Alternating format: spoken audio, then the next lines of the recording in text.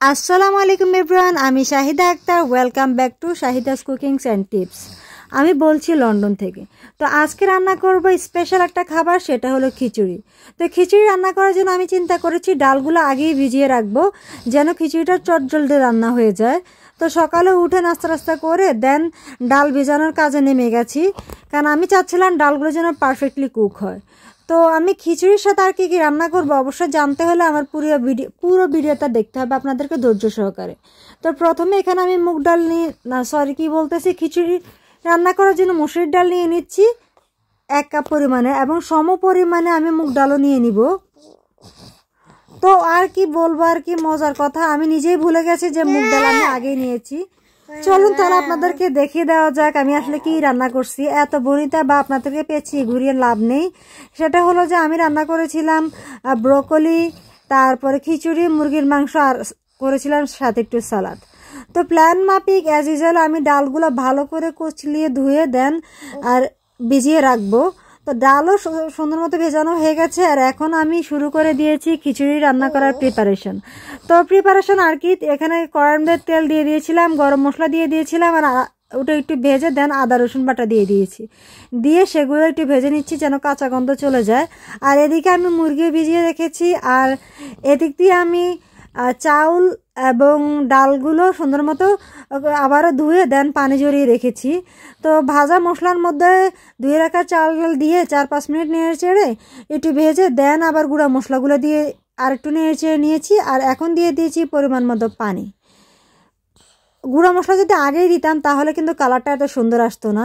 তো এখানে আমি চিকেন রান্নার প্রস্তুতি শুরু করে দিয়েছি, আর এদিকে আমার খিচুড়ির পানি শুকিয়ে গেছে। তার মানে কি এখন খালি দমে রাখবো, আর আস্তে আস্তে চাউলগুলো সেদ্ধ হবে, মানে চাউলটা ফুটে উঠবে, এই আর কি। তো এই পাশে আমি খিচুড়ি রান্না হয়ে গেছে, আর এই পাশে আমি কি করছি, চিকেন চড়িয়ে দিয়েছি। তো চিকেন চড়িয়ে দেওয়ার জন্য অ্যাজ ইউজুয়াল খিচুড়ির মতো আমি গরম মশলা দিয়ে দিয়েছি, পেঁয়াজ দিয়েছি, আর আদা রসুন বাটা দিয়েছি। ওটার স্মেল চলে যাওয়ার পরে গুঁড়া মশলা দিয়ে দিচ্ছি।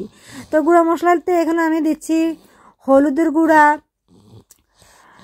আর যেহেতু আমরা ঝাল একবারও খাই না, কিন্তু কালারের জন্য আমি এখানে দিয়ে দিবে প্যাপ্রিকা গুঁড়া, যেটা সুন্দর মরিচের মতো কালার আসবে কিন্তু ঝাল হবে না।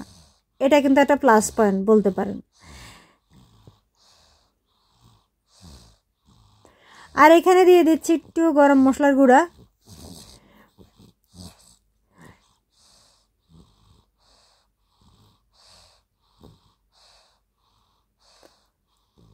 আর এখানে দিয়ে দিচ্ছি জিরা আর ধনিয়ার গুঁড়া একসাথে মিক্স করা।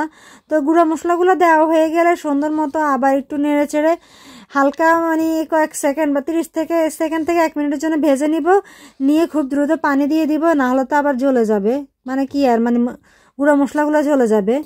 তো এখানে চিন্তা করলাম যে খিচুড়ির মধ্যে একটা মরিচ দিয়ে দিই, মানে ডেকোরেশনের জন্য। আপনাদের ভাইয়া আবার মশলা ঝাল খেতে পারে, কিন্তু আমাদের মা মেয়ের জন্য আসলে তার ঝাল খাওয়া হয় না। তো তার জন্য মরিচগুলো কেটে দেন দিয়ে দিয়েছি, সে দরকার হলে এখান থেকে খাবে, এই আর কি। তো এখানে চিকেন প্রায় কষানো হয়ে গেছে, আর এখন আমি খাচ্ছি কালকে মানে এর আগের দিন বানিয়েছিলাম চটপটি, তো সেখান থেকে একটু রয়ে গেছে, তো আর কি মিলে খাইছি, ভালোই লাগছে আলহামদুলিল্লাহ। আর আলু ছাড়া কি চিকেন রান্না করা যায়, তাই আলুর সাথে দিয়ে দিয়েছি। আর এখানে ব্রকলির সেদ্ধটা, ব্রকলির পানি প্রায় শুকিয়ে এসেছে, আর আলু আর চিকেনও প্রায় কষানো হয়ে গেছে। আর মাঝখান দিয়ে 1 গ্লাস অরেঞ্জ জুস নামিয়ে রেখেছি, অনেক বেশি ঠান্ডা ছিল তখন খাইনি, মানে ঠান্ডাটা ছেড়ে দিলে পরে খাবো ইনশাল্লাহ, এই জন্যই রেখে দিয়েছিলাম। আর চিকেন কষানো হয়ে গেছে, এখানে পরিমাণ মতো পানি দিয়ে দিয়েছি।